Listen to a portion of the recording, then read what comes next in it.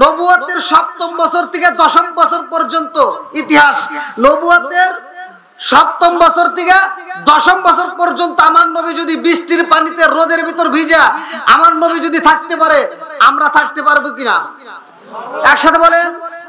আমার নবী যদি রোদের ভিতর পুড়ে থাকতে পারে, বৃষ্টির ভিতর ভিজে আমার নবী যদি না খেয়ে থাকতে পারে, আর আমরা তো খাবার খাই আসছি, কতক্ষণ ঠিক কিনা? আপনারা সবাই থাকতে পারবেন তো? সবাই রাজি?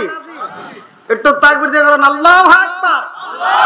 উচ্চ আওয়াজে আল্লাহু আকবার। হে আসমানের মালিক, তাকায় দেখো টাঙ্গাইলের জমিনে মানুষ বৃষ্টির ভিতর আলোচনা শুনে। আল্লাহ আজকের মাহফিলটাকে তুমি কবুল করে নাও।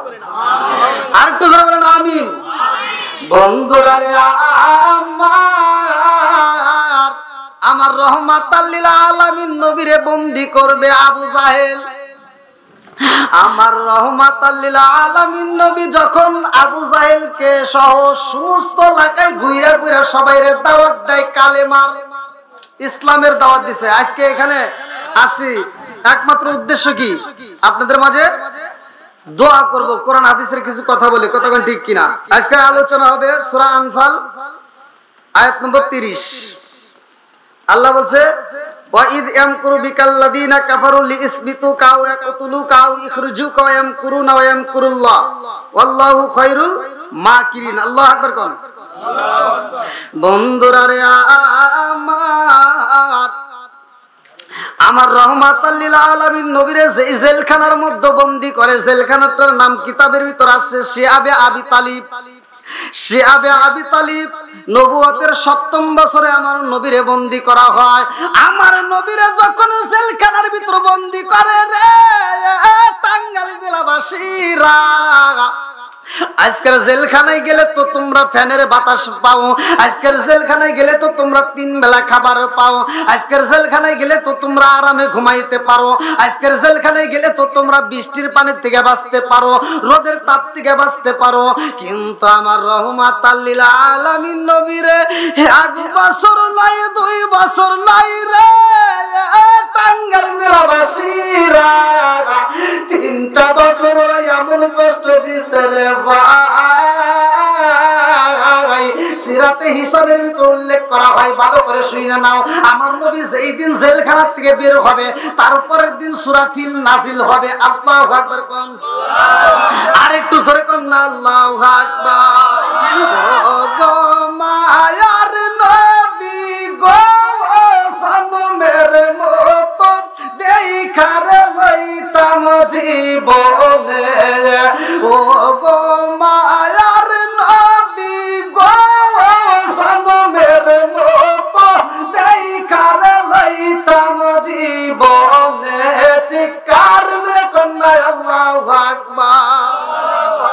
আরে শিআবে আবি তালিব নামক এই জেলখানায় আমার নবীরে যখন বন্দী করে রে ভাই, আমার নবীর তো কোনো অপরাধ ছিল না রে বন্ধু। আমার নবী তো আবু জাহেলের বাড়িতে আগুন ধরাই নাই, আমার নবী তো আবু জাহেলের বাড়িতে যায় কোনো হামলা করে নাই, আমার নবী কোনো ইহুদি খ্রিস্টানের গলায় গামছা মেরে রশি মেরে টান মারে নাই, আমার নবী তো কাউকে আঘাত দিয়ে কথা বলে নাই, আমার নবী কিন্তু কাউকে কষ্ট দেয় নাই। অথচ আমার নবীর বিরুদ্ধে একটা ষড়যন্ত্র করলো। ষড়যন্ত্রটা কোথায় ভালো করে শুনে নাও, আমার আলোচনাটা তোমরা কোথায় পাবে? সূরা আনফাল আয়াত নম্বর 30 আমার আল্লাহ বললেন, আমার নবীরে জানায়া দিলেন আল্লাহু আকবার ওয়ালিল্লাহিল হামদু বিসমিল্লাহির রহমানির রহিম।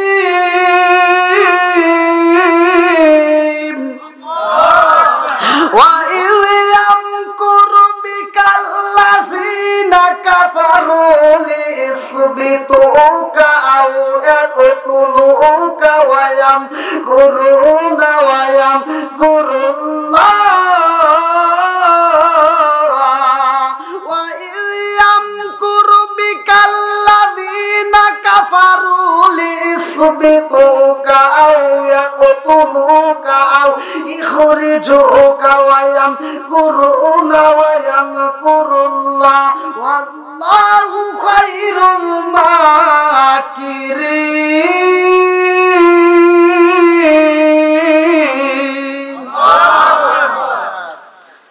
আমার আল্লাহ তাআলা এই আয়াতটা তখন নাযিল করলেন, আমার নবীরে জানায় দিলেন, বন্ধু তোমার বিরুদ্ধে ওরা 3টা ষড়যন্ত্র। কয়টা? ভালো করে শুনে নেন, কয়টা? 3টা ষড়যন্ত্র করতেছে। তার ভিতর একটা কি? ভালো করে শুনে নেন। 1 নম্বরে ওরা যাবজ্জীবন জেল দিবে, যাবজ্জীবন জেল। 2 নম্বরে যদি জেল যাবজ্জীবন না হয়, 2 নম্বরে ওরা হত্যা করবে। সেটাও যদি তাদের ষড়যন্ত্রতে না পারে, 3 নম্বরে ওরা এই দেশ থেকে তোমাকে অন্য রাষ্ট্রে তাড়ায় দিবে। তাহলে ষড়যন্ত্র কয়টা? একসাথে বলি। দলিল আছে না নাই? তাফসীর পড়লে পাওয়া যাবে। বৃষ্টি তো থামতেছে না, তাই না? আচ্ছা পড়ুক, যে জায়গায় বৃষ্টি করে আপনারা ওই জায়গাগুলো ফাঁকা করে দেন। হ্যাঁ, আল্লাহ আকবার কোন। বন্ধুরা রে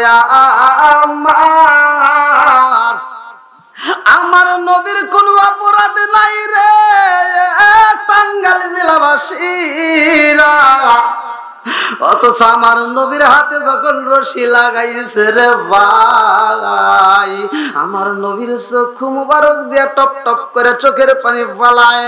এই চোখের পানি যারা দেখে তারা সহ্য করতে পারে না, সবাই কান্দে। কিন্তু এই বেঈমান আবু জাহেল বোঝে না রে বন্ধু। এই বেঈমান কয় মুহাম্মদ যদি বাইরে থাকে রে, মুহাম্মদ রে যদি বন্দী না করি তাহলে সবাই রে দাওয়াত দিয়া সবাই রে ইসলাম ধর্ম গ্রহণ করা ফলাইব, আমাদের ধর্মের মধ্যে চুলকানি পইরা যাবে, এটা হতে দেব না। যাও যাও তাড়াতাড়ি যাও, মুহাম্মদ রে বন্দী করে রাইখা আসো। আমার নবীরে যখন বন্দী করা হয়েছে রে, এ আমার মুরব্বি বাবাজি রাগো, ভালো করে ওয়াজটা শুইনা নাও। কিতাবের ভিতর উল্লেখ করা হয় আমার নবীকে যারা দেখতে যায় তাদেরকে বন্দী করা হয়। আমার নবীকে যারা খাবার দিতে যায়, কি দিতে যায়? খাবার দিতে যাই রে ভাই, এই খাবারটা পর্যন্ত পৌঁছাই না। আজকের জেলখানায় যদি আমরা খাবার দিতে যাই, অনেক খাবার কষ্টই দেয়, অনেক খাবার দিতেও পারে না। আমার নবীরে যারা খাবার দিতে যাই রে তাদেরকে বন্দী করা হয়। নবুয়তের 7ম বছরে একে একে আমার নবীকে যারা দেখতে যায় তাদেরকে বন্দী করে, যারা খাবার দিতে যায় তাদেরকেও বন্দী করে। আমার নবী সবাই জেলখানার ভিতরে সবাই বন্দী হয়ে গেছে রে ভাই। তাফসীরের মধ্যে উল্লেখ করা হয় 53 জনকে বন্দী করে ফেলাইছে। তার ভিতর 42 জন ছিল পুরুষ। 42 জন কি?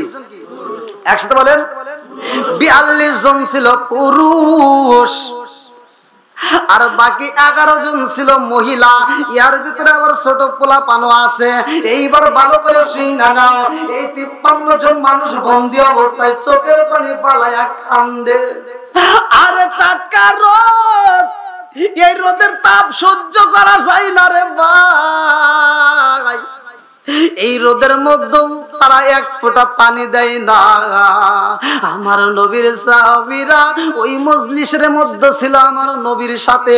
ওই জেলখানার ভিতরে আবু বকর ছিল, ওই জেলখানার ভিতরে বাজান রে আলী ছিল, ওই জেলখানার ভিতরে উসমান ছিল, ওই জেলখানার ভিতরে ওই সময় ওমর ছিল না। ওমর আসবে একটু পরে, ভালো করে শুইনা নাও। আমার নবী যখন জেলখানার থেকে বের হইব তার 10 দিন পরে ওমরের মতো মানুষ জাগায় মুসলমান হয়ে যাইব। জোরে জোরে কন্যা সুবহানাল্লাহ। ও গো মায়ার নবী গো, তুমি আমার হইও গো কান্ডারি। ও গো মায়ার নবী গো, তুমি আমার হইও গো কান্ডারি। চিৎকার মে কন্যা আল্লাহু আকবার। আর আমার নবীরে বন্দী করে ঠিক মতো মতো খাবার দেয় না, এই বেঈমান একটা ষড়যন্ত্র করলো, বন্দিত কইরা পালাইছি। দিন যায়, সপ্তাহ যায়, মাস যায়, কষ্টের সীমা নাই, দুঃখের সীমা নাই। দিন যায়, সপ্তাহ যায়, মাস যায়, বছর পার হয়ে যায়। প্রথম বছরে এমনি ভাবে তারা আটকায় রাখলো, দ্বিতীয় বছরে যায় এই বেঈমান কয় এইখানে আমরা ঠিক মতো খাবার দেব না, এইখানে যদি খাবার না দেই ওরা তো বাঁচবে না। আমার নবীকে খাবার পর্যন্ত ঠিক মতো দেয় না রে। আজকে 3 বেলায় আমরা কত সুন্দর খাবার খাই। টাঙ্গাইল জেলার ভাই, গরুর গোশত খাইলা, কত রকমের গোশত খাইলা, কত সুন্দর সুন্দর মাছ খাইলা, কত খাবার খাইলা, একটাবার চিন্তা করছো নি আমার রহমাতাল লিল আলামিন নবী কেমনে দিন কাটাইছে আর আমরা কেমনে কাটাই? আজকাল তো বাড়িওয়ালার আয়োজনের পক্ষ থেকে কত আয়োজন করছে, আমার মুরব্বী বাবারা ভালো করে শুই না নাও। আমার নবী এইবার কান্দে, সাহাবীরা কান্দে, আবু বকর কান্দে আর কই ইয়া রাসূলুল্লাহ, নবী গো, ও মায়ার নবীজি, ও মায়ার নবীজি, এই মুহূর্তে যদি এক ফোঁটা পানি পাইতাম আমি আবু বকরের আত্মাটা ঠান্ডা কইরা ফেলাইতাম। আমার নবী কয় আবু বকর রে, এমন জায়গায় আমাদেরকে বন্দী কইরা ফেলাইছে, এই জায়গায় তো কোনো পানির ব্যবস্থা নাই, ওদের কাছে পানি চাইতে হইব। এবার জানে একদিন পর, 2 দিন পর, 3 দিন পর পর্যন্ত পানি দিছে, ঠিক মতো খাবার দেয় নাই। এইবার দ্বিতীয় বছরে যখন এইরকম ভাবে কষ্ট দেয়, এইবার আমার নবী সাহাবীদের মাঝে যেই কয়েকজন লোক ছিল সবার মাঝে কান্দে আর কয় তোমরা ধৈর্য ধরো, কারণ ইন্নাল্লাহা মা'আস সাবিরিন, নিশ্চয় ধৈর্যশীলদের সাথে আছে কে? আল্লাহ। আর জোরে কোন আল্লাহ। আমার নবী যখন বলছে ধৈর্য ধরো, সাহাবীরা কান্দে আর কয় নবী গো, আমরা জেলখানায় থাকবো গো নবী, এতে কোনো দুঃখ নাই, কিন্তু জেলখানার নিয়ম অনুযায়ী তো আমাদেরকে রাখে না। জেলখানার যে একটা নিয়ম, যেই নীতি আছে সেইটা তো আমাদের সাথে ওরা করে না। আমার নবী কয় ওরা আমাদের উপরে ষড়যন্ত্র চালাইছে, এই জন্য তো আল্লাহ কোরআনুল কারীমের ভিতরে বলছে ওয়া ইযাম কুরবিকাল্লাযিনা কাফারু লিইসবিতুকা আও ইয়াকতুলুকা আও ইখরিজুকা ওয়া ইয়ামকুরুনা ওয়া ইয়ামকুরুল্লাহ ওয়াল্লাহু খায়রুল মাকিরিন।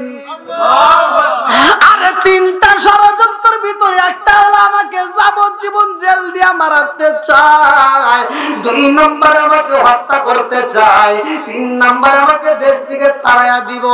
আমার মুরব্বী বাবারা কিতাবের ভিতর উল্লেখ করা হয় আমার নবী বাবলা গাছের পাতাগুলো ছিঁড়ে ছিঁড়ে নিজেও খায়, সাহাবীদের মাঝেও দেয়, সাহাবীরা বাবলা গাছের পাতা খায়, আমার নবীও খায়। যেই গাছের সাথে বান্ধা রাখছে রে ভাই, ওই গাছের পাতা খাই আর কত গুণ টাকা যায়। ওই গাছের পাতাগুলো খাইতে খাইতে কিতাবের ভিতর উল্লেখ করা হয় ছাগল যেমন, বকরি যেমন পায়খানা করে, যেমন গুটি গুটি, এইবার তাদের পায়খানা পর্যন্ত 1 সপ্তাহ, 2 সপ্তাহ, 3 সপ্তাহ পরে পর্যন্ত হইতো গুটি গুটি। আরে কত কষ্ট করেছে আমার নবী, আমার নবী গাছের পাতা খাইয়া জীবন কাটাই রে ভাই। রোদের তাপ সহ্য করে, বৃষ্টির পানি মাথায় সহ্য করে, কেমনে ভালো করে শুই না নাও। 1 বছর 2 বছর যাই রে ভাই, এই কষ্টের জীবনীটা ভালো করে শুই না নাও, জীবনটা পরিবর্তন হয়ে যাইব। এইবার 3য় বছর যাইতে শুরু করছে বেঈমান আবু জাহেল, এইবার তার দলবল সৈন্যদেরকে প্রধান উপদেষ্টাকে ডাক মারছে, আসো। হিশাম ইবনে আমর, কি নাম? নামগুলো শুনে নেন, তাফসীরের ভিতর আসছে। হিশাম ইবনে আমরকে ডাক দিয়েছে, আসো। বলে কি? বলে মোহাম্মদ রে, আমরা আজীবন জেল দিয়ে দেই আর এর দলবল যারা আছে এদেরকে ধীরে ধীরে ছেড়ে দেই। প্রধান উপদেষ্টা তিনি বললেন না, আপনি যদি তারে রাইখা তাদেরকে ছেড়ে দেন, তার সাহাবীরা তো আবার যায়া সেই একই কাজ করবে, কালেমার পতাকা উড়াবে। কথা কোন ঠিক কিনা? বন্ধুরা রে আমার বলে তাইলে আমি কি করব? বলে ওদের সবাইকে মুক্ত কইরা দেন। আরে আবু জাহেল কয় না না, হতেই পারে না। তোমার আমি প্রধান উপদেষ্টা কেন বানাইছি জানোনি? আমি যদি এই মুহূর্তে ওকে এখান থেকে বের কইরা দেই, তোমার উপদেষ্টা থাকবে না, আমারও ক্ষমতা থাকবে না। তাইলে ওকে যদি আমরা মারতে পারি, আমাদের দুইজনেরই পথ ঠিক থাকবে, আরো যারা আছে সবার পথ ঠিক থাকবে। এইবার আমর শিহাবী বনে আমর, এই হিসামি বনে আমর বলে, ও জ্ঞানী মান ছিল তো, অনেক জ্ঞানী, যার নাম কিতাবের ভিতরে আছে আবুল হেকাম। হেকাম জ্ঞানীদের পিতা বলা হয়েছে, অথচ তার কাজ কামের কারণে তাকে কি বলা হয়েছে? আবু জাহেল, মূর্খের পিতা। কথাগুলো ভালো করে শুনে নেন। এইবার তিনি যখন বলল তাকে যদি আমরা জেলখানার থেকে যাবজ্জীবন না দিতে পারি তাইলে হত্যা করি, বলে না, এটাও করা সম্ভব না। বলে যদি হত্যা করা না যায় রে, তারে কিন্তু এই দুনিয়াতে আমরা রাখতে দেব না, এই দেশে থাকতে দেব না। এই কথা শোনার পরে প্রধান উপদেষ্টার ভিতরে আগুন লাগে গেছে রে ভাই, চোখের পানি পালাইয়া রওনা দিছে এইবার বাড়িতে যাইয়া। এইবার বিবির সামনে দাঁড়াইছে, বিবি চোখের দিকে তাকায়া কয়, স্বামী গো, আপনি অন্যদিন সেইভাবে আমার ঘরে আসেন, আজকে তো সেইভাবে আসেন না। আরে আগে দিলে যাই, দুই দিলে যায়, হিসাবে বলে আমরের চোখে ঘুম নাই রে, শুধু পুপায়া পুপায়া কান্দে রে ভাই। তার স্ত্রী কয়, স্বামী গো, আপনি কেন ঘুমান না? আপনি তো আমার সাথে আগের মতো আলোচনা করেন না, আপনি তো আমাকে আগের মতো ভালোবাসেন না, আপনি আমাকে কেন সময় দেন না?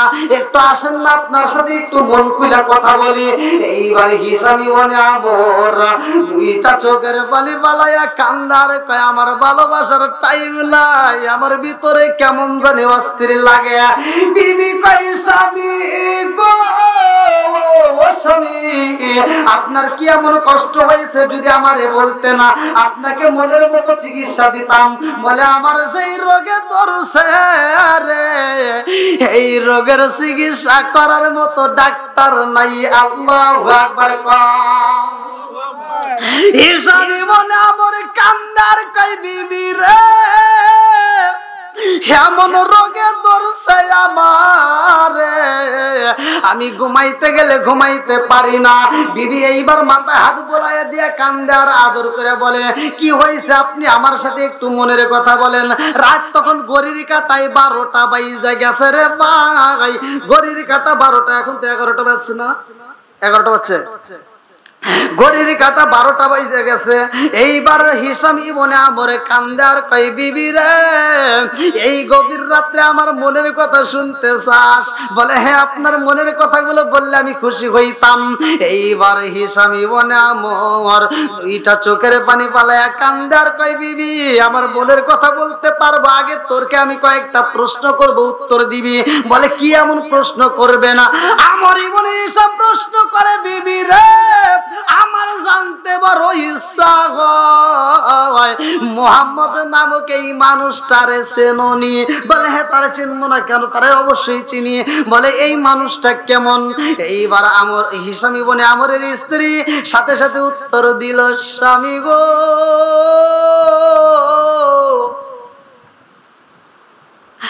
আমি আপনার বিবি হয়ে কেমনে সাক্ষী দেব তা বলতে পারি না, তবে আমার বাসা আমি বইলা দেই, এই মানুষটার মতো আর একটা মানুষ নাই। জোরে জোরে কন্যা সুবহানাল্লাহ। এইবার হিসাবি মনে আমার কান্দার কয়, বিবি রে, এই মুহাম্মাদুর রাসূল কালাই বন্দী করা হয়েছে, বলে আর কি ঘটনা আপনার ভিতরে রয়ে গেছে? বলে এই মানুষটার সাথে আবু বকর বন্দী। বলে আবু বকরও তো একজন ভালো মানুষ। বলে এই মানুষটার সাথে উসমান বন্দী। বলে উসমানও তো একটা ভালো মানুষ। এইবার এই ভালো মানুষগুলোর বন্দী করেছে রে বিবি, বন্দী কইরাই খান্ত হয় না। এই বেঈমান এদেরকে মারার জন্য একটা ষড়যন্ত্র করতেছে। এদেরকে না খাওয়ায়া রাখে, এদেরকে ঠিক মতো খাইতে দেয় না, এদেরকে ঠিক মতো তাদেরকে দেখাশোনা করে না। এই জেলখানার ভিতরে কোনো ভ্রমণ নাই, এই জেলখানার ভিতরে তাদেরকে শুধু কষ্ট দেওয়া হয়, এই জেলখানার ভিতরে রাইখে তাদেরকে হত্যা করতে যায়। এই জেলখানার থেকে যদি হত্যা করা না যায় রে বিবি, এই বেঈমান এদেরকে দেশ থেকে তাড়াইয়া দিব। এইবার বিবি লাফ দিয়ে খাড়ে থেকে উঠতে দাঁড়ায় কয়, এই স্বামী গো,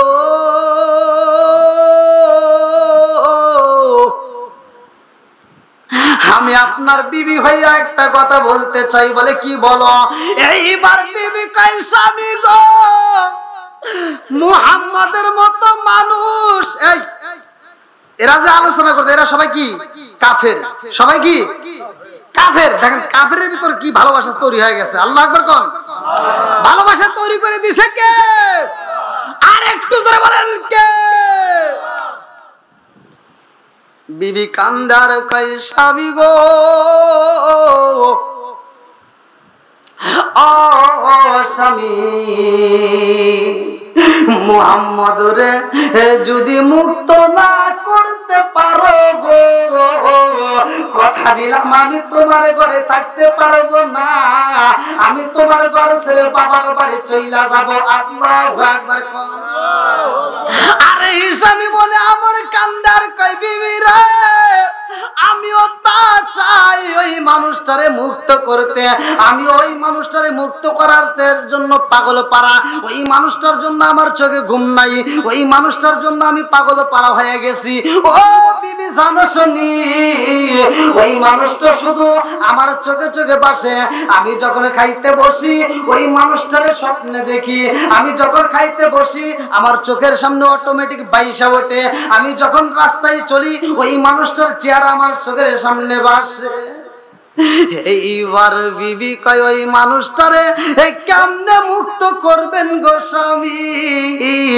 এইবার বলে আমার জানা মতে আর একজন উপদেষ্টা আছে, ওর ডান হাত, আবু জাহেলের ঘনিষ্ঠ লোক, যার নাম কিতাবের ভিতর উল্লেখ করা হয় জুহাইর ইবনে আবু উমাইয়া। ইনি ছিল জুহাইর ইবনে আবি উমাইয়া। ইনি ছিলেন অত্যন্ত সাহসী সন্ত্রাসী। সিরাতে হিশাম তাফসীরের ভিতর পড়বেন, আমার ওয়াজ ক্লিয়ার ভাবে পাওয়া যাবে। কি শুনবেন না? আরেকটু চলবে তো না? কষ্ট হইতেছে? আল্লাহু আকবার কোন। এইবার বলে আমি যাইতে চাই, আমি যাইতে চাই জুহাইরের কাছে। আল্লাহু আকবার কোন। আরে জুহাইরের কাছে যাইব, আমার মুরব্বি বাবাজিরা গো, এই মানুষটা আবার কেমন মানুষ জানোনি? এই মানুষটা সবচাইতে ওই এলাকার ভিতর তখনকার সময় সবচাইতে বড় সন্ত্রাসী। সন্ত্রাসী দেখলে মানুষ ভয় পায় না? আছে না নাই? আছে। সন্ত্রাসী দেখলে মানুষ ভয় পায়, সন্ত্রাসী রাস্তা দিয়ে হাইটে গেলে মানুষ ভয় পায়, সম্মানের খাতিরে অনেকে ভয়ের কারণেও সম্মান করে। কতক্ষণ ঠিক কিনা? এ আমার মুরব্বী বাবারা, আমার কথাগুলো যদিও তিতা লাগে কিন্তু এই কথাগুলো সত্য, ভালো করে শুনতে হইব। আসিদিন জীবন কিসবি হিলকু, সত্য মুক্তি দেয়, মিথ্যা ধ্বংস করে। আজকে কিছু কথা বইলা তাই কষ্ট নিও না, মনের কথা আমি প্রকাশ করে যাই। আমার রহমাতাল লিল আলামিন নবীরে কাফেররাও ভালোবাসে রে ভাই।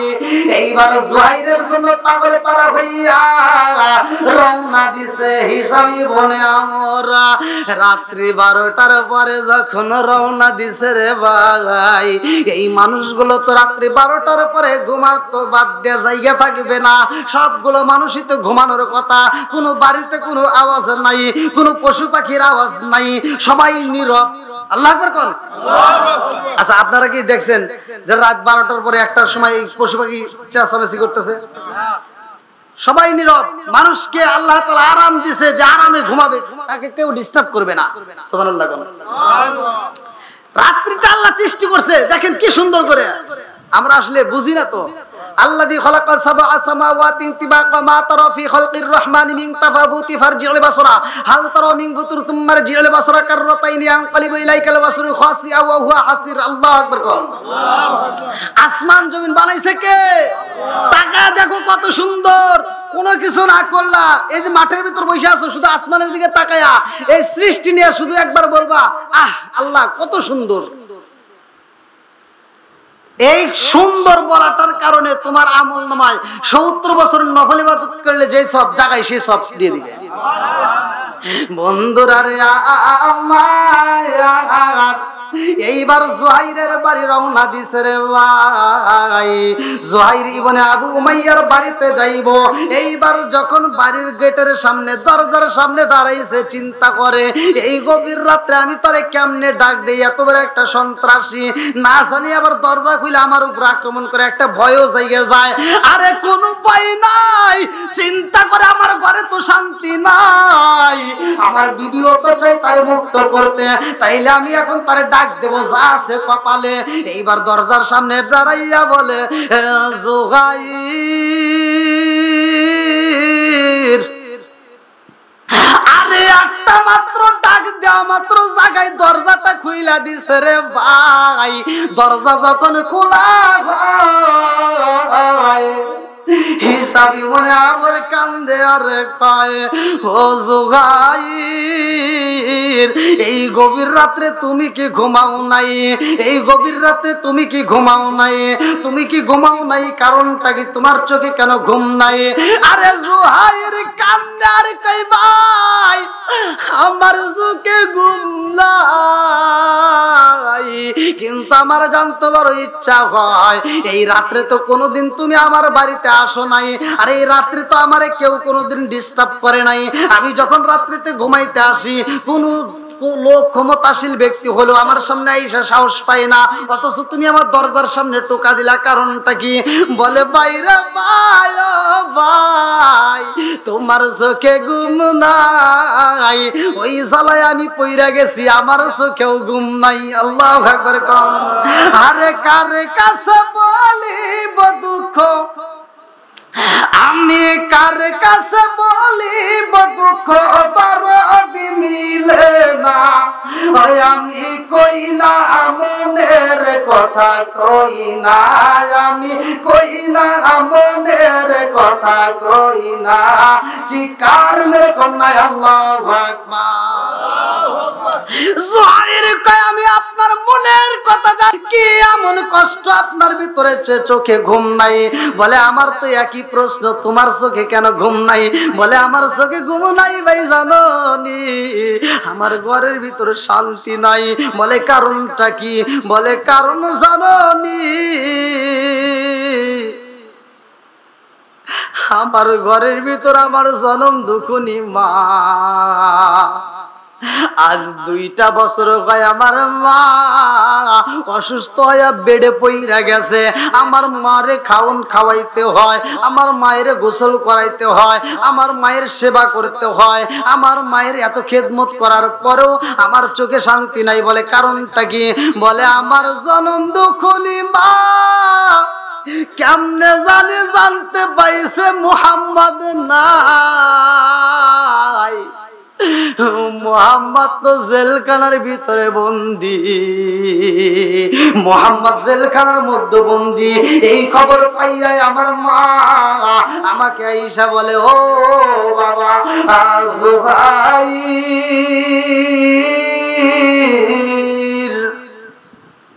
ও বাবা জুহাইর, আমি জানতে চাই এই এলাকার সবচাইতে বড় সন্ত্রাসী কে?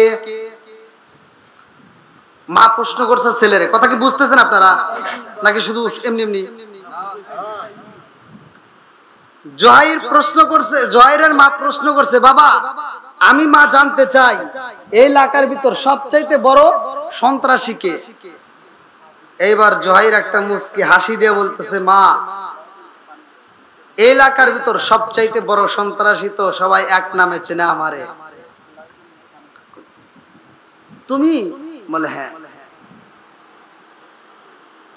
বলে বাবা তুমি যেহেতু বড় সন্ত্রাসী, আমি মায়ের একটা মনের আশা পূরণ করো। বলে কি আশা? বলে আমি তোমারে বললাম তুমি একটু সন্ত্রাসী করে দেখাও, একটু সন্ত্রাসী করে দেখাও, আমি যেন সন্ত্রাসীর মা হিসেবে পরিচয় দিতে পারি। পারবা? বলে কিসের? এইবার জোহাইর বলে মা গো, আমার জীবনে আমি কত মানুষের কাল্লা কাটছি হিসাব করি নাই। ও মা, যারে মন চাইছে তারের কাল্লা কাইটাই আনছি রে মা। আজকে যদি তুমি বলো আমি মানবো না, এটা তো হতে পারে না। বলো কি চাও?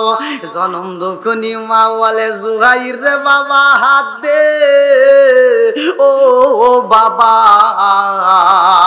এইবার হাতটা যখন দিয়া দেয়, জনম দুঃখনি মা হাতের উপর চুমা দিয়া কয় বাবা জুহাইর, ও বাবা এই হাতে আমি তেল মালিশ করে দিতাম রে বাবা, যেই পা দিয়ে তুমি হাইটা যাও রে বাবা, ওই পায়ে আমি তেল মালিশ করে দিলাম। তোমার দেহটা এত সুন্দর করে যত্ন করে বড় করেছি, আজকে এই হাতে আমি মা তোমারই অস্ত্র তুইলা দিতে চাই রে বাবা, একটু সন্ত্রাসীগিরি কইরা দেখাও। আমি জনম দুঃখিনী মায়ের সন্ত্রাসী মা হিসেবে পরিচয় দিতে চাই। বলে কি সন্ত্রাসী করতে হইব? বলে বাবা জুহাইর রে, আমি জানতে পারলাম রে বাবা মুহাম্মদী কিনা জেলখানার ভিতরে বন্দি আছে। এইবার জুহাইর বলে মা গো, মা তুমি যা শুনছো মা এটা সত্য। নবুয়তের ৭ম বছর থেকে ১০ম বছর পর্যন্ত আমার নবী জেলখানায়। এইবার মা জননী কান্দে আর কয় বাবা রে, মুহাম্মদ জেলখানার ভিতরে বন্দি, আর তুমি বাইরে সন্ত্রাসী কইরা দেখাও। এই দেখান আমি চাই না রে বাবা, পারবি নি রে বাবা। আমি জনম দুঃখিনী মায়ের একটা মনের আশা পূরণ করতে। বলে মা তুমি কি আশা পূরণ করতে চাও? বলে ও বাবা জুহাইর, জেলের তালা ভাঙ্গা যদি মুহাম্মদ রে আমার সামনে আইনা দিতে পারো গো, ও বাবা আমি জনম দুঃখিনী মা কথা দিলাম, এক ফোঁটা দুধের দাবিও রাখবো না। জোরে জোরে কন্যা সুবহানাল্লাহ। আর কারে ডাকিব মাগো মা বলিয়া,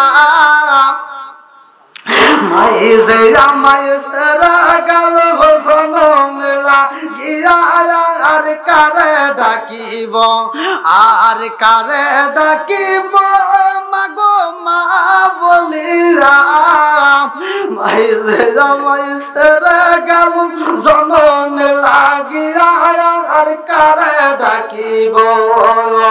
হায় হায় রে কি ব্যথা পাই আমাগো আমায় সেরে গেল, কি ব্যথা পাই আমাগো আমায় সেরে গেল। মুখ খুলে না একবার মায়ে আমার নি কইল, মনের কথা মনে মায়ে রাখলো সবাই, আর কারে ডাকিব, আর কারে ডাকিব মাগো মা বলিয়া, ভাই যে আমায় সেরে গেল জনমের লাগিয়া, আর কারে ডাকিব। চিৎকার মেরে কন্যায় আল্লাহু আকবার। মা জননী কান্দার কয় বাবা জুহাইর, পারবিনি রে বাবা পারবিনি, জেলের তালা ভাঙ্গা মুহাম্মদ রে মুক্ত করতে পারবিনি। এইবার জুহাইর কান্দে আর কয় মা এটা কেমনে সম্ভব? এটা তো রাষ্ট্রীয় কারাগার, এটা তো কেন্দ্রীয় কারাগার, এই কারাগার থেকে আমি কেমনে আনবো? বলে জেলের তালা তোমার ভাঙতে হবে। তুমি না বলছো বড় সন্ত্রাসী, তুমি কে সন্ত্রাসী হইছো? ছেলে বলতেছে মা ঠিক আছে, কিন্তু আমার জানতে বড় ইচ্ছা হয়, মুহাম্মদ রে জেল থেকে মুক্ত করতে হইব, মুহাম্মদ রে তুমি এত ভালোবাসো এর কারণ আগে বলতে হবে। জোহাইরও কাফের, ওর মাও কি কাফের, ওর মাও কি, কথা কি বুঝতেছেন? আগে যে নিতাইস উপদেশটা ও কি কাফের। হ্যাঁ, ভালো করে বুঝতেছেন তো আপনারা? এইবার জোহাইরের মা জোহাইরের দিকে তাকায় কয়, কি জানতে চাও? জোহাইর বলে, মা রে ও মা, এই জেলের তারা ভাঙ্গা তারা আনতে বললা, এত ভালোবাসা কারণটা কি? বলে আমার ভালোবাসা সম্পর্কে জানতে চাও? বলে হ্যাঁ। এইবার মা জননী কান্দার কয়, বাবা জোহাইর রে, সিরাতে হিসাবের ভিতর উল্লেখ করা হয় মা জননী কান্দার কয়, ও বাবা জোহাইর, আমি জানন্দ কোনি মার ভিতরে সেই পরিমাণ ভালোবাসায় আছে রে, এই পুরা ভালোবাসাটাকে যদি 4টা ভাগে ভাগ করা হয়, কয় ভাগ? একসাথে বলেন। আমার ভিতরে যেই ভালোবাসায় আছে রে বাবা, এই ভালোবাসাটুকু যদি 4টা ভাগে ভাগ করা যায়, আমি 3টা ভাগ মুহাম্মদ রে দান করে দেব, মাত্র 1টা ভাগ তুমি পাইবা। আল্লাহু আকবার। জোহাইরের ভিতরে আগুন জ্বলা উঠছে, কারণটা কি? এইবার জোহাইর কান্দার কই, মা রে ও মা, তুমি মুহাম্মদের জন্য এত পাগল রে মা, তোমার যতটুকু ভালোবাসা আছে 4টা ভাগ করে 3টাই তুমি মুহাম্মদ রে দিবা, আর 1টা মাত্র আমারে দিবা। এর কারণটা আমি জানতে চাই। জনন্দ কোনি মা কান্দার কয়, ও বাবা জোহাইর রে, জানো শুনি রে বাবা, তুমি আমারে জামনে মা কয়া ডাকো গো, এই মুহাম্মদ আমারে মা কয়া ডাকতো। আল্লাহু আকবার। জোহাইর বলে, মা মুহাম্মদ তোমারে কেমনে মা কইছে গো? আমার মুরব্বি বাবারা ভালো করে শুইনা নাও, লম্বা একটা ঘটনা আমি মুক্তাসরে মূল পয়েন্টটা আপনাদের মাঝে দিয়া চাই। জনম যখন মা কান্দার কয়, ও বাবা জোহাইর, এই মুহাম্মদ তোমার সাইতে বেশি একটা বড় না, মাত্র 3 মাসের ছোট বড়, তুমি 3 মাসের ছোট, মুহাম্মদ 3 মাসের বড়। মুহাম্মদ রে আমি আগে পাইছিলাম। ও বাবা জোহাইর, এই মুহাম্মদ রে আমি এত ভালোবাসতাম, জানোনি রে বাবা, তুমি ছোট্ট ছিলা, তোমার হয়তো মনে নাই। ও বাবা, তোমার ছোট্টবেলার ঘটনা একটু জানাইয়া দেই। এই মুহাম্মদ আমার মা কয়া ডাকতো রে বাবা, তুমি আমারে মা কয়া ডাকতা, কিন্তু তোমার ডাকে আমার দেহ ঠান্ডা হয় না। কিন্তু মুহাম্মদ যখন আমারে মা কয়া ডাকে মারতো, আমি মায়ের পুরা দেহটা ঠান্ডা হয়ে যাইতো। চিৎকার মেরে কন্যা আল্লাহু আকবার। মা কান্দার কয়, ও বাবা জোহাইর রে, বাবা জানোনি মুহাম্মদ শুধু আমারে ভালোবাসতো না, এই মুহাম্মদ রে আমি কত ভালোবাসি জানোনি? এই মুহাম্মদ রে আর তোমারে গোসল করাইতে যাইতাম, ও বাবা জানোনি, কূপের পানিতে যখন গোসল করানোর জন্য তোমারে নিতাম, ওই কূপের পানি আমি ঠিক মতো পাইতাম না, কিন্তু মুহাম্মদ রে যখন নিয়ে যাইতাম, আমি এই নীলা খেলা বুঝি না, কূপের তলদেশের পানি উপরে উঠতে যায়, ওই পানি হাত দিয়ে নিয়ে নিয়ে মুহাম্মদ রে আত্মা বইরে গোসল করাইছি। জোরে জোরে কন্যা সুবহানাল্লাহ। ও বাবা জোহাইর, এই মুহাম্মদ কেমন মুহাম্মদ জানো? তারে গোসল করানোর আগে কোনোদিন আমি তোমারে গোসল করাই নাই, তারে দুধ পান করানোর আগে কোনোদিন তোমারে দুধ পান করাই নাই।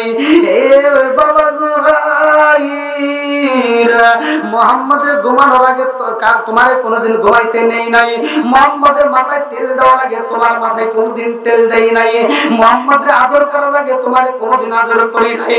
আমি মুহাম্মদরে কত ভালোবাসি জানো, আজকে তোমারে আমি কইলা দেই, এই মুহাম্মদরে যদি তুমি জেলখানা থেকে মুক্ত করতে না পারো, আমি জনম দুঃখনি মা বইলা দিলাম, আমি না জানি কোন সময় মইরা যাই, আমার মরণের পরে আমার এই চেহারাটা তুমি দেখতে আসবা না। আমি মরণের পরে কাপড় দিয়া যখন ঢাকা হইব, মুখটা যখন বাড়ি করে রাখবে, আমার এই মরা লাশটা তুমি দেখতে আইসো না, আমার এই মরা মুখটা তুমি দেখবা না। এইবার জনন্দ করি মা কান্দার কয়, ও বাবা শুধু মুখ না, আমি জনন্দ করি মায়ের মারার পরে কোনোদিন একটা বার মা কয়া ডাক দিতে পারবা না। আমি বইলা দিলাম তাড়াতাড়ি যাও, মুহাম্মদরে মুক্তি করে আনবা, কি আনবা না সেইটা এখন চিন্তা করো, যদি না আনো রে বাবা। আমার নবী তো ছিল এই জমিনের জন্য রহমত, কথাগণ ঠিক কিনা? ওয়ামা আরসালনাকা ইল্লা রাহমাতাল লিল আলামিন।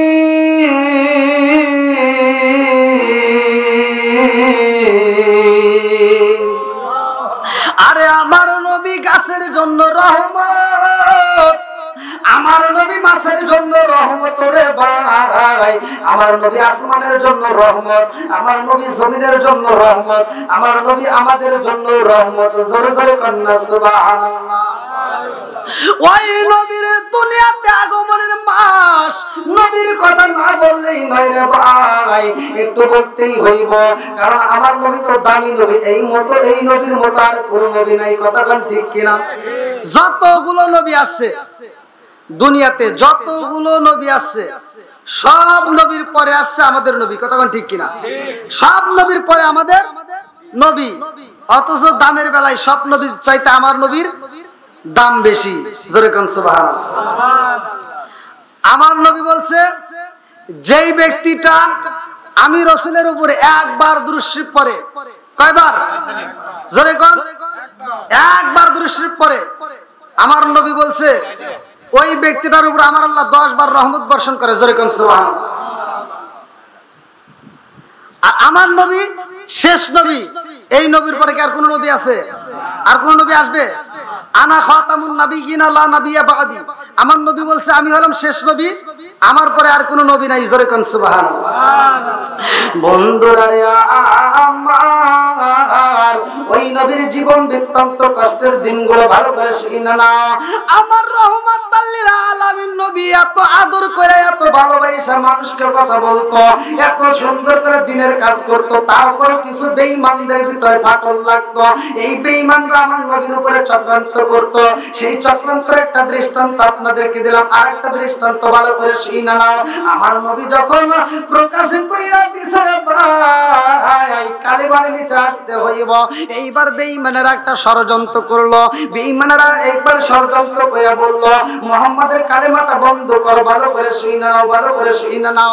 আরে মুহাম্মাদের কালেমা বন্ধ করতে হইব, যদি বন্ধ না করতে পারে এইবার মুহাম্মাদরে হত্যা করতে হইব। আমার নবীরে হত্যা করতে চায়, আমার আল্লাহ এইবার জিবরাইল আমিনরে জানায়া দেয়, যাও যাও যাও আমার বন্ধু নবীরে জানায়া দাও, আমার বন্ধু নবী যেন যাই ফুকি বাড়িতে, আমার নবী যাবে এইবার সফরে কালেমার দাওয়াত নিয়ে, আগে যাবে নিজেদের ভিতরে। আল্লাহু আকবার। আগে নিজে জাহান্নামের আগুন থেকে বাঁচো, তারপর আহল বাইতকে বাঁচাও, কতক্ষণ ঠিক কিনা?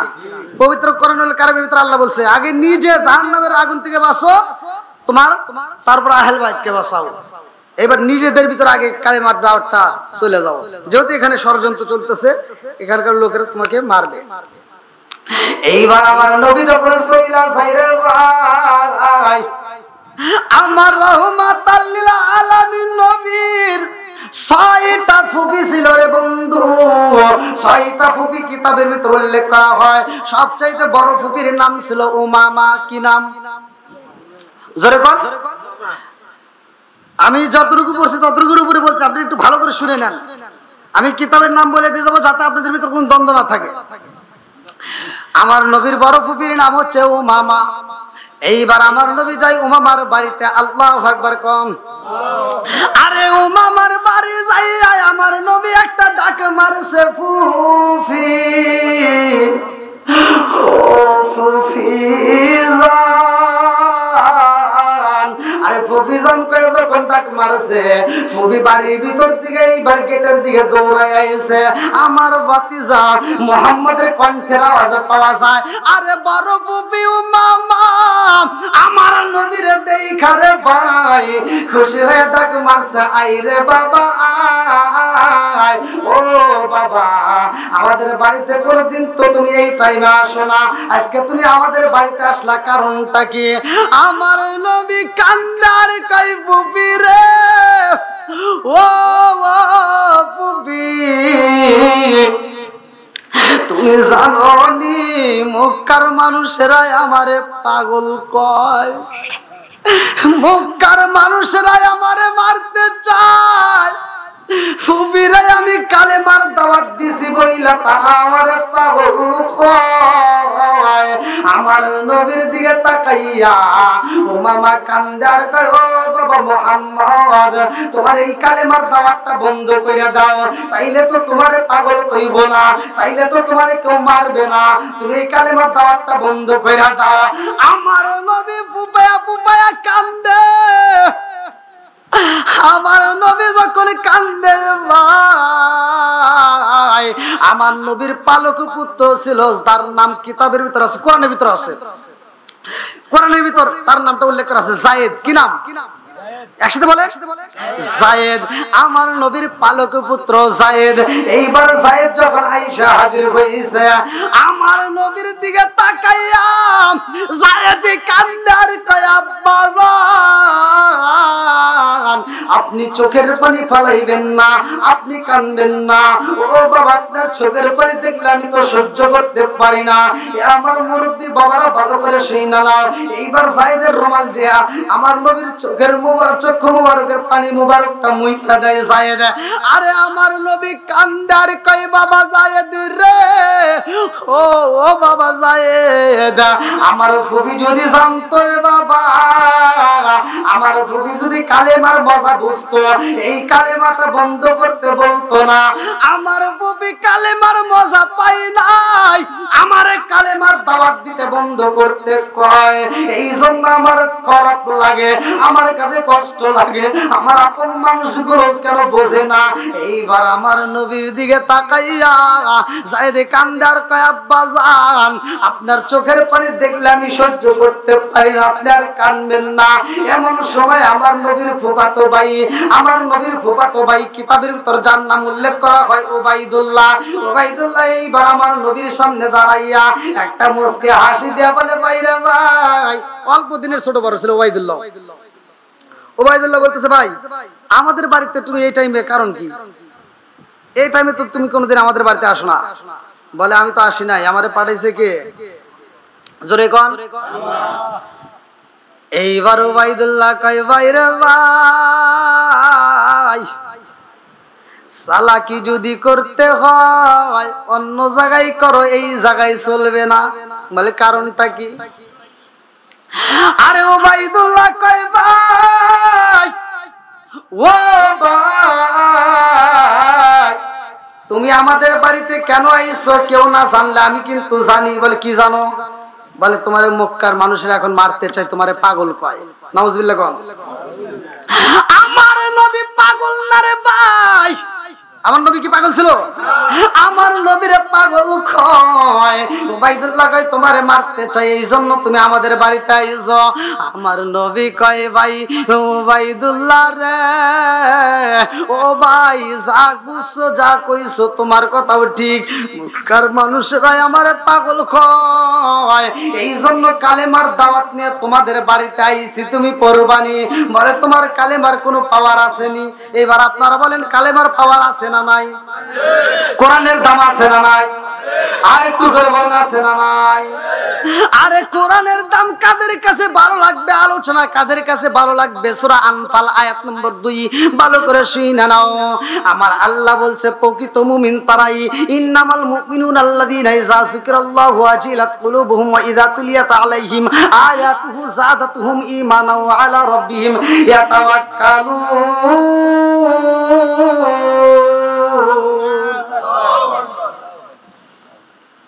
আল্লাহ বলছে প্রকৃত মুমিন তো তারাই যাদের সামনে আমি আল্লাহর নাম উচ্চারণ করা হয় তখন তাদের অন্তরের ভিতর ভয় লাগে, আর আমি আল্লাহর দেওয়া কোরআনের আয়াত যখন তিলাওয়াত করা হয় তারা এমন ভাবে মনোযোগ সহকারে শুনে তাদের ঈমানি শক্তি আরো বৃদ্ধি পায়। জোরে কোন সুবহানাল্লাহ। তাহলে যেইখানে কোরআন তিলাওয়াত হইব ওইখানে মনোযোগ সহকারে নীরব থাকতে হবে, কোনো কথা বলা যাবে না, হই হল্লা করা যাবে না, নীরব আদব বজায় রাখতে হবে। এইবার আমার নবী কয় কালেমার পাওয়ার আছে। বলে তোমার কালেমার পাওয়ার একটু দেখাইতে পারবা? বলে কি চাও? বলে আমাদের একটা পাহাড় আছে, পাহাড়ের উপরে উঠতে হবে। সূরা নামল, সূরা নামল একটা সূরা আছে না ভাই? সূরা নামল ভালো করে শুনে নেন। নামল শব্দের অর্থ পিপিলিকা, পিপিলিকার রাজত্ব, ভালো করে শুনে নেন। এই যে পাহাড়টা এত বড় বড় পিপিলিকা, আর ওইখানে পিপিলিকা তাফসীরের ভিতরে উল্লেখ করা হয় এক প্রকার না দুই, 93 প্রকার, 93 প্রকারের পিপিলিকা আছে। যেই পিপিলিকা গুলো ধ্বংস করলে মানুষ জায়গায় মারা যায়। উবাইদুল্লাহ ছিল চালাক, অত্যন্ত দূরদূরান্ত চালাক। সে চালাকি করে বলতেছে তুমি যদি পাহাড়ে সশরীরে উঠতে পারো আর নামতে পারো তাহলে বুঝবো তোমার কালেমার পাওয়ার আছে, দেখি তোমার আল্লাহ তোমাকে বাঁচাই কিনা। আমার নবী বলতেছে একটু জিকির করেন লা ইলাহা, একসাথে আরো জোরে লা ইলাহা মাশাআল্লাহ লা ইলাহা। আরে বুঝলি না রে কপাল পুরা দয়াল নবীর শান, হায় হায় বুঝলি না রে কপাল পুরা দয়াল নবীর শান। ওই নবীজির প্রেমে পাগল তামাম জাহান, বুঝলি না রে কপাল পুরা দয়াল নবীর শান, হায় হায় বুঝলি না রে কপাল পুরা দয়াল নবীর শান। একসাথে লা ইলাহা মাশাআল্লাহ লা ইলাহা, একসাথে লা ইলাহা, ভালো লাগে লা ইলাহা